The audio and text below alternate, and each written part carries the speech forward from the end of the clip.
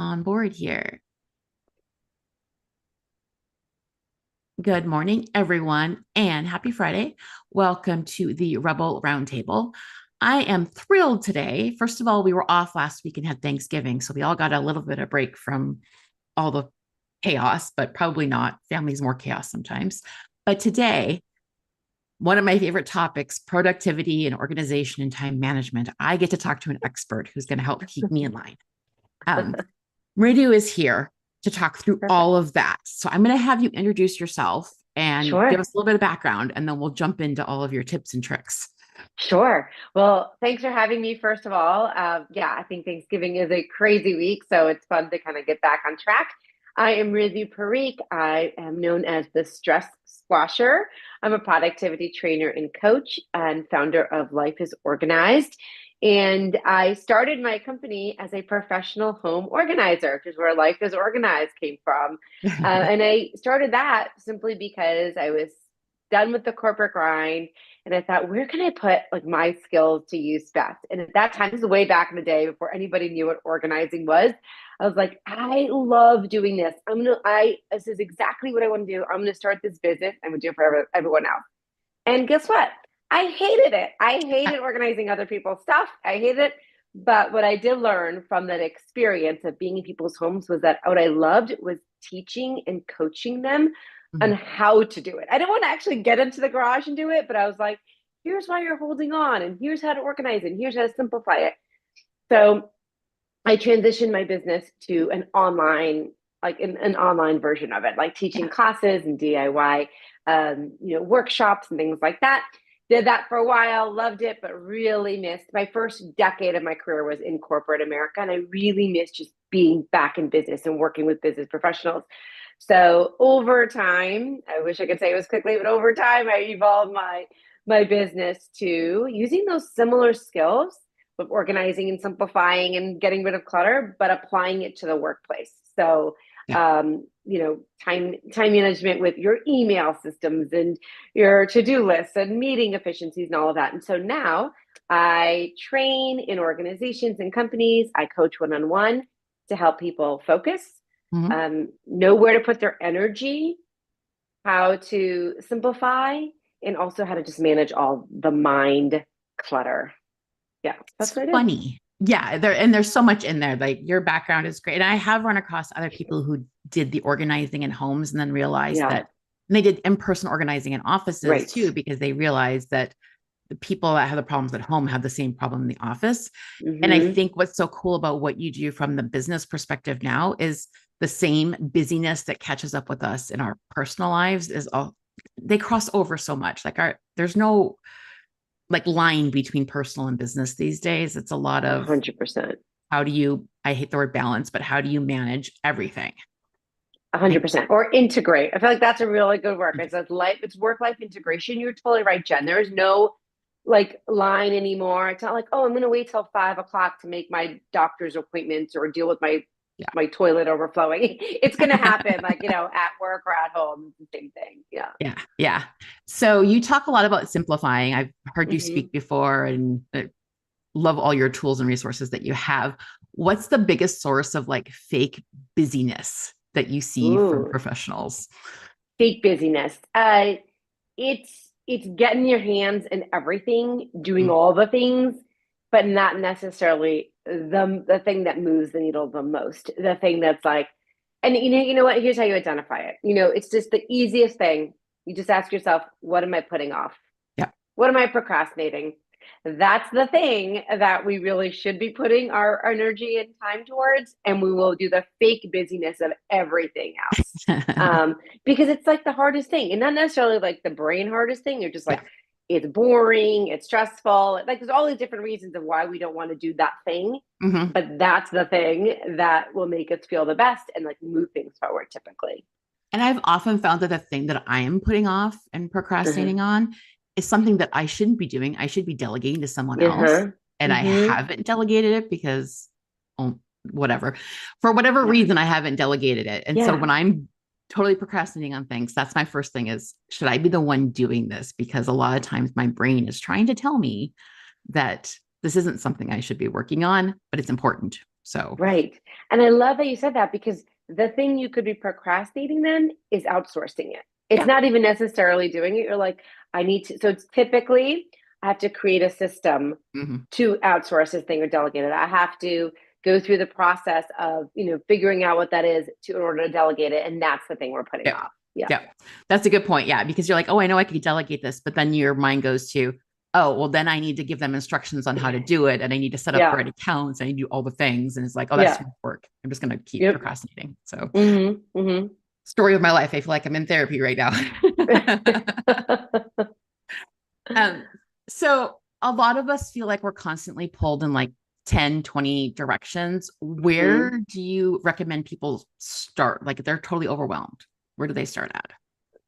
We start like back to simplifying. Yeah. Let's get it back to the basics. And the thing I'd say do every single day. This is by far after coaching with hundreds, literally, of people and professionals. The thing I think that makes us fall down the most every day is the lack of planning. Yeah. It's simply a lack of planning, and it's kind of like it's the thing we know we should do, but it always feels like a waste of time. And then so it's kind of like when if you in your lifetime, let's say you ate a lot of junk food, you don't go to exercise, and then you go to the doctor and you have high cholesterol and we have to lose weight. And Mhm. you're like, I knew all these preventative things I should be doing, but now I have to deal with the things. It's just like that. It's like there's all these preventative things that happen when we're actually planning. Yeah. But when we skip that, which is so easy to skip, then it's like fire drills and crises and just complete chaos. Yes. So it really is the planning. So to simplify it again, I'd say pick your top 1 to 3 priorities for that day first thing in the morning. Okay. That's it. Like, don't do anything else before you're like, the number one thing that I'm going to work on first thing today, or up to 3 things, are these 1 to 3 things, and that's it. And then I would literally don't just put in your head, don't just write on a list, write it on a piece of paper. I actually like to go old school. I don't have one right here, but like put it on a sticky note and stick it to your laptop, like that 1 to 3. So Yeah. this is why, because y'all, we're so distracted all day. There's a million things that's going to take your attention away, right? And Yes. people and interruptions. If you have a visual anchor in front of you, literally in front of you, you're more likely to do the thing.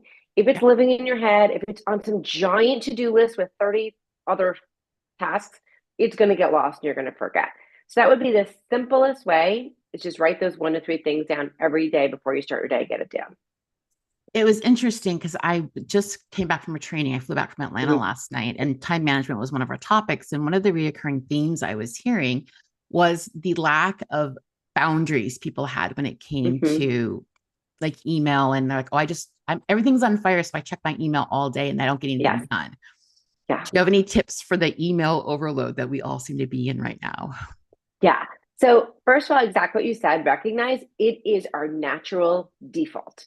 Mhm. Anytime we have 5 minutes between meetings, we're standing in line, we're in the car, anytime we have a default, we're like default into email. So that's like, it's like one thing you just want to recognize and for us to be aware of how much time and energy we're putting there.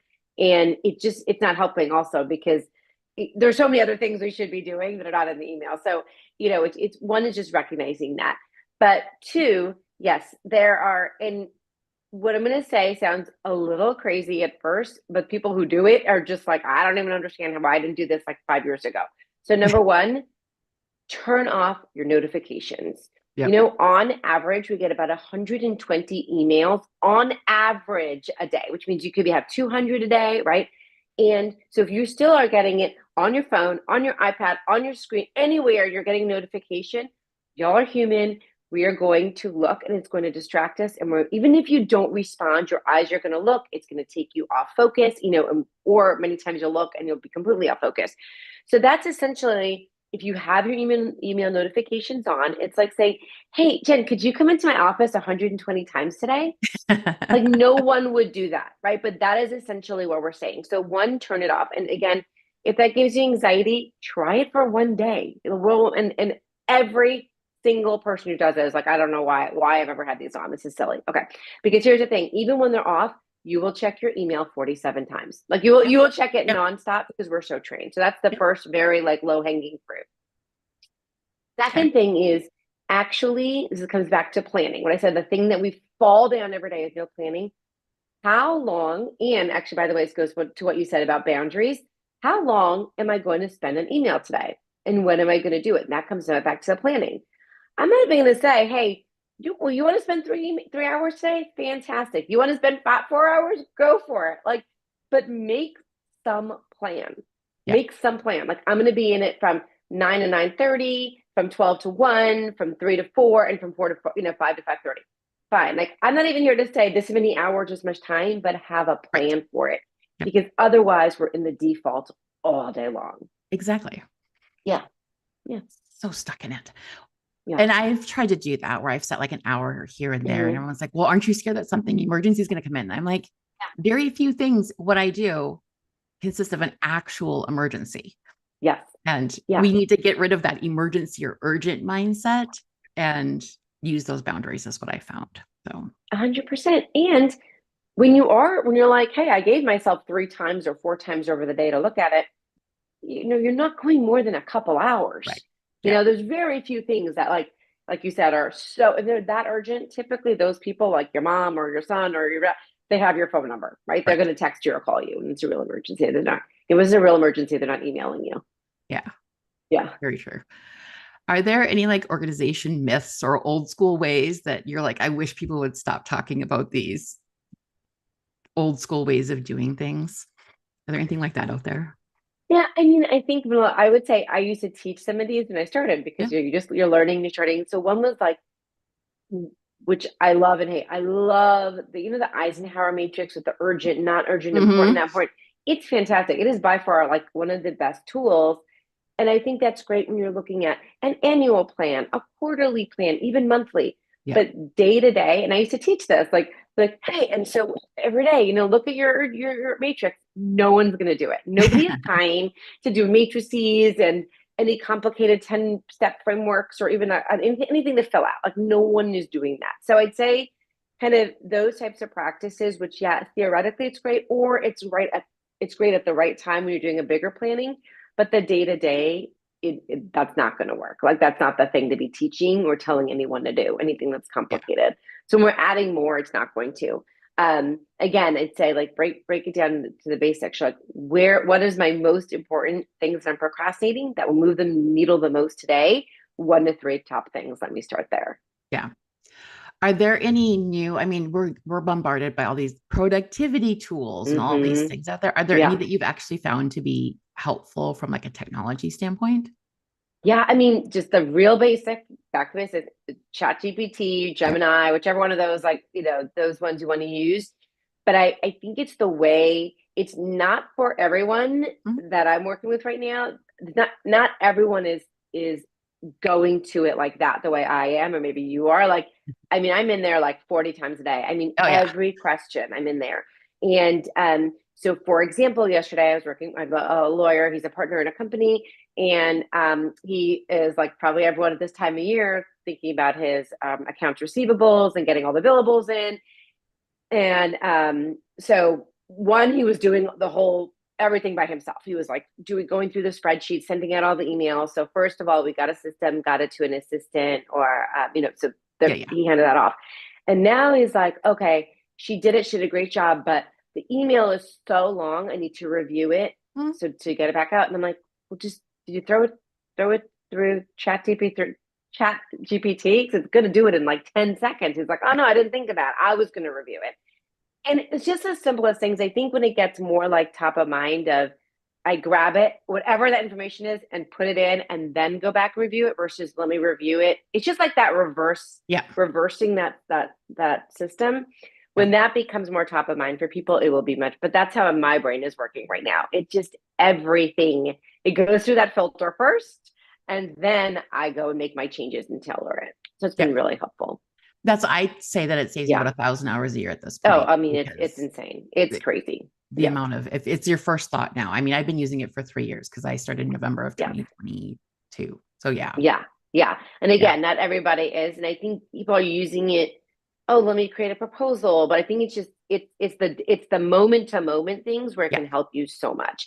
Also, not everyone knows you can talk into it. So it's a lot easier to Yes. talk. Like, It's so if I had to fantastic. type, I had to type this all out right now, Yeah. it would take me a lot longer. If I could just, go into my phone and just say it, it's like that. So taking advantage of that as well. Yes, and I will say I use it while I drive because it has the Yep. voice, so you can Yep. just record what you're saying in it. So by Yeah. the time I get where I'm going, I've got either a proposal created, I've got Yes. whatever request done, that kind of thing. But then also on the computer app, you also can talk to it if you Yep. have. I And talk I to it started all using day. that now because I'm like, it's so much easier to dictate what I'm thinking than to A type all this out. So all 100%. 100%. Yeah. kinds of So nerd good. stuff. Um, you have a book called Accomplish It. Mm-hmm. What's it all about? Oh, wow. It's the seven, I always get my own title wrong, but like the seven simple ways to get to seven simple strategies to get everything you want. That's exactly what it Yeah, is. It's yeah. something like that.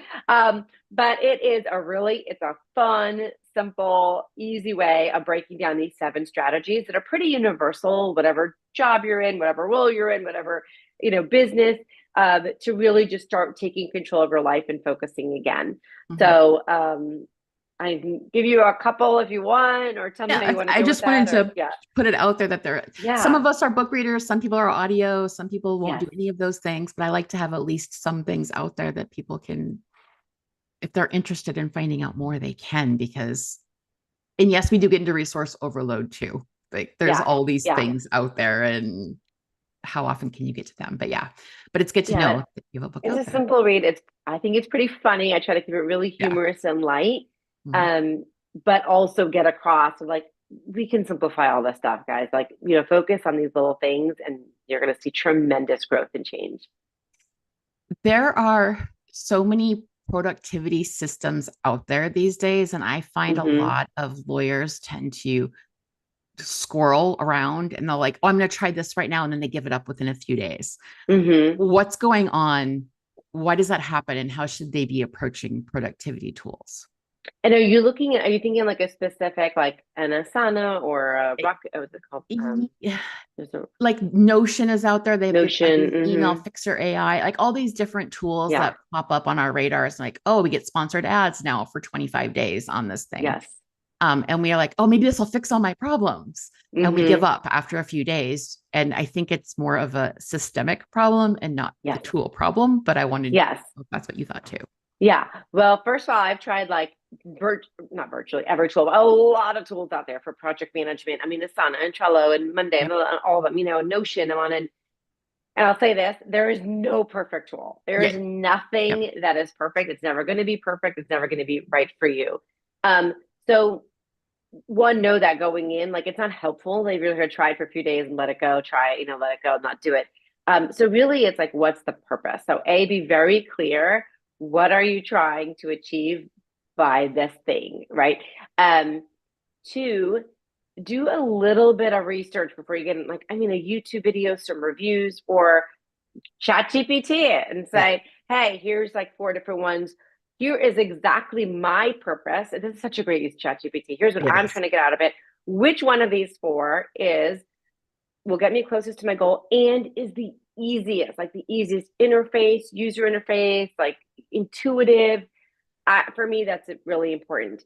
I have moved to Notion. I have a love-hate relationship with it because I Yep. find it so not intuitive. I actually almost hate it. I gave up on However, yes. it. However, my goal, like I'm gonna bring this up for me, my purpose was I finally was ready to have a project management tool and a to-do list tool in one place. And that's Mhm. what came up.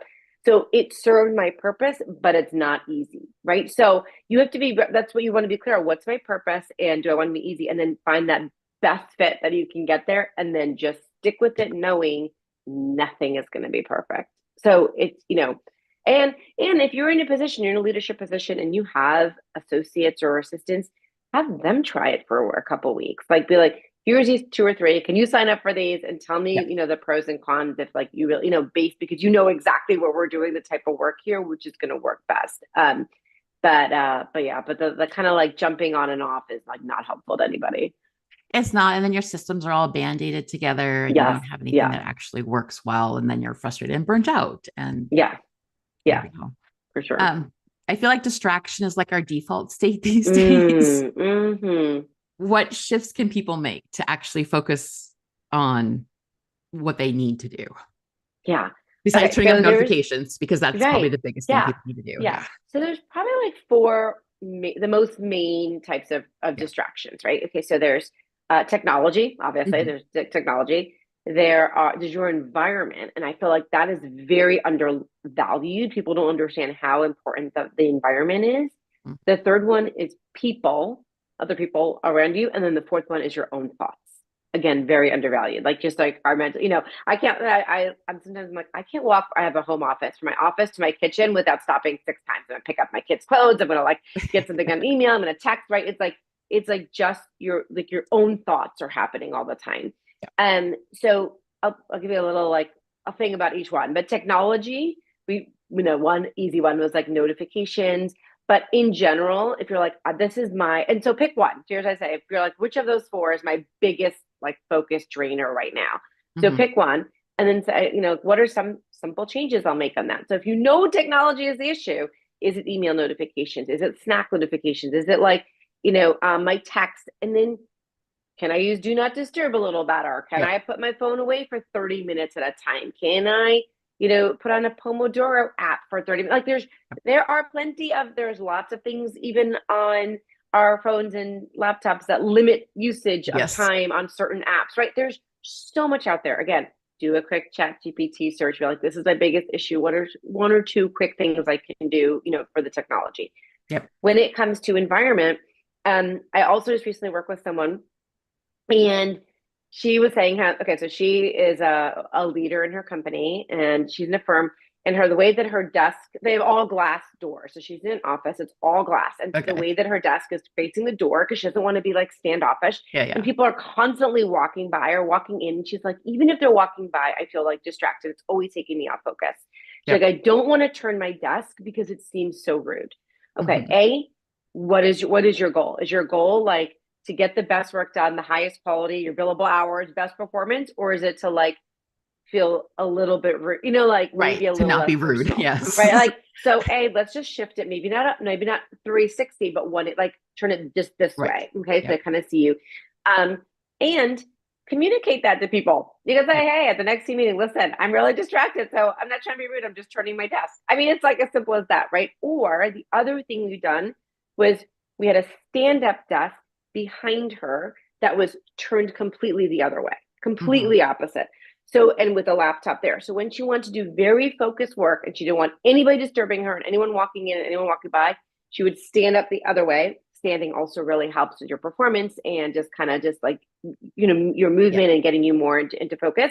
We Mhm. did that. She was turned the other way, maybe 1 or 2 hours a day, a few hours a day. She's doing that and then she's back. And so it was kind of a mix. So again, environment, that's just one example, but there's so many ways that we can make changes to environment. People, a lot of it is just having like a team communication plan. What does it mean when my door is closed? What does it mean if my blinds are down? When is the best time to contact me? Is it through email? Is it through Slack? Is it through text, like phone call? Like having just this kind of plan with your team members is unbelievable. Again, just that communication can be so much smoother and such a better workflow. Yep. And then the last one about the thoughts, there's a bunch of different things you can do here, but one is having that one place where your thoughts are always going down, whether it's Notion or Monday or OneNote or whatever it's going to be. Whatever it is. Yeah. Like having the one place where it's on your phone, it's on your watch, it's on your laptop. So every time you have a thought, you can like get it down. That's Mhm. just like a first step, but it's going to help because one of the reasons we get so distracted and jump on our thoughts is because we're worried we're going to forget it Forget it. later, Yep. And so, yeah. So again, there's like 10 strategies for each one, but those are the four most common. Yeah. Right, but those are really helpful. And I always joke that I want to get a recorder in my shower because, like, I'm taking a Yeah. shower, like I have all these great Yeah. ideas. I need to get them down. And Yes. by the time I'm out of the shower, I'm like, oh, I forgot all my ideas. Yeah. Totally. It's funny. And I also feel like there are so many strategies and tools out there that it's almost easy to get overwhelmed with all those kinds of things too. So taking it one step at a time and simplifying is probably a good Yes. place to start. Yes. Yeah. Um, I will jump on just for a second the Sure. communicating with teamwork or Mm-hmm. with your teams and Mm-hmm. expectations. Yeah. I find that people significantly lack in that area. They Yeah. think that everyone knows Yep. what's going on, and then nobody knows what's going on. So that communicating that here's how I work or here's what works best kind of thing is really important. It really is. I think like when you're thinking, to me, that's as a system, it's a communication system. And when we're thinking about systems, and this is not to make people feel, not to be like down, like what's the word? Like not to make them feel dumb or anything, but like think Right, about it right. like a Lego manual. I always like think of it like a Lego manual. You know, when you pick up a Lego manual, whether you're 4 years old or you're 90 years old, you can make the Lego set, right? It's that clear. It's so clear. So it's not about dumbing this down, but really being that clear that here's again, like here's what it means when my door is closed. Here's what it means. Here's the best way to contact me. Here's the best times. Here's the best way to send an email, right? Mhm. Having that level of like it sounds dumbed down, but it really all it's doing is setting expectations for everybody. You're going to lose so many Right. annoyances of other people, like like not doing what you think they should know. Mhm. We No one is a mind reader. Everybody has different preferences. Everybody's style is different. So why not have those conversations Yeah. and like clear it out and just it just yeah, it is it's so helpful just Yeah. that communication, right? I feel like I should have I'm not a mind reader as like our theme Yeah. sometimes. It's Yes. like Yeah. tell me what you want me to know about whatever Exactly. we're doing Exactly. so that we can make Yeah. it. Yeah. So And I think everybody is like craving that yes. that clarity. Like everybody actually really wants it, whether it's what are my expectations? What are the priorities today? How should I best communicate? Like when you can give that to someone, it is a gift. Like they are Yes. craving that because we're Yes. all so unfocused right now. Yeah. Yeah, I agree. And we sometimes we think that we've communicated like, well, everybody knows that. Yeah. And most of the time, everybody does not know that. So Right. Yeah. 100%. And yeah, even when you're giving direction, you're like, so again, another client, and he was went to research some companies for some like competitive things. So he's like, so he delegates that to his, assistant or associate. I want to, can you do a comparison on these three and have it to me by Monday? All right. So he mhm. thinks that's very clear. Yep. Well, so he's picturing in his mind like almost like an Excel spreadsheet, like there's columns, right? Mhm. And it's like that's what's in his mind because that's how you do a comparative, that's how you do a comparison. It comes back, it's like in a Word document. So it's paragraphs and it's different things. It's not Monday morning, it's end of day Monday. It doesn't have the pricing include, it's so, and then he's getting frustrated that they don't know how to do anything right. And it's like, no, that was all in your head. Like, so it's Yeah. really like, what format? What details am I expecting? What time exactly? Mhm. And the last thing I think we don't do is, a lot of times when we're delegating is what's the bigger why? Why is Why are this we doing it? important? Yeah. Because when you give that purpose, a lot of times some of that direction that you may not have given is going to happen when Right. there's a bigger reason behind it. We're like, if you're like, hey, can you do this comparison because we're going to make this big investment. We want to see where to spend our money. What's the best pricing? Blah, blah. Like, oh, when that all becomes in the purpose, you're probably going to get a better results too. Exactly. And I'm super Yeah. guilty of this. This is like I have so many thoughts in my head that I assume like sometimes I don't figure out that I didn't articulate them. And Yeah. so I'm super guilty of this um weakness We of all do not it. We yeah. all do it. Yeah. Yeah. Um, where can people find you? I we've gone way over what I I'm usually say, sorry. but we're just having so much fun. Where can people find you if they want to reach out to you or look at your resources? Sure. All things life is organized. Come over to lifesorganized.com, Okay. Instagram. I do a lot of fun videos on LinkedIn. That's under my name, Mridu Parikh. I'm sure you'll put my spelling I on will. here I'll somewhere. put it in there. Yep. And yeah, and just let's have if it sounds like something your company or you could use, let's just have a simple complimentary phone call about it and see if it's a good fit. Sounds good. And on the Rebel Roundtable, we do have a Spotify playlist of our Rebel anthems. What song do you play when you need to get pumped up? Roar by Katy Perry. Okay. Kind of Sounds like cheesy, but I love it. Yeah. a so I will get that added to our Spotify playlist so that we Awesome. can all roar on our Rebel days that we need to. So thank you so much for being here. I really appreciate your time. Yeah, and thanks for having me. This was great. And sorry if I went over. Oh no, it wasn't you. I just was like, I'm just gonna keep going because this is really fun. And it's totally nerdy stuff. So thank you for being here. And everyone, please tune in next Friday for the next Rebel Round.